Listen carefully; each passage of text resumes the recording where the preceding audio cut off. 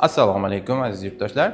Mana bugun yana bir navbatdagi jarrohlik amaliyotidan keyingi nazoratdamiz. Bu bemorimiz 5 yoshli Umurbek Mirabror Usmonov nomidagi xalqaro xayriya jamoat fondi tomonidan bizning klinikamizga yuborilgan. Fond tomonidan to'liq bemorning jarrohlik amaliyotlari, undan keyingi davolash ishlari to'liq berilgan. Bu bemorimiz tug'ma parok bilan tug'ilgan. Shuncha yillar davomida nazoratda bo'lgan va unga jarrohlik amaliyoti taklif qilingan.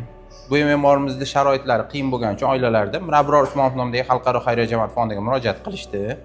Ular o'z navbatida yordam berishdi va biz jarrohlik amaliyotini muvaffaqiyatli kechirdik. Hozir jarrohlikdan keyin 3-kun bemorimiz yaxshi, stabil, ahvollari yaxshi, to'liq harakatlari joyida, qayta tekshiruv asosida ko'rildiki, yuraklarida paroklar to'liq daf etilgan, yuragi normal holatda urmoqda.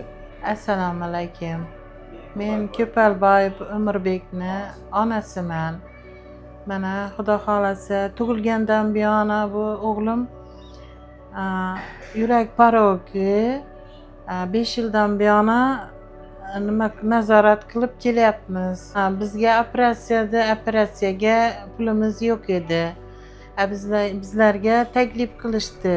Mirabror Usmonov nomidagi xalqaro xayriya fondiga murojaat qildik. Ular bizga to'liq yordam berishdi. Mana shu yerda Xudo xolasa jarrohlik qilib, doktorlarga mingdan ming rahmat.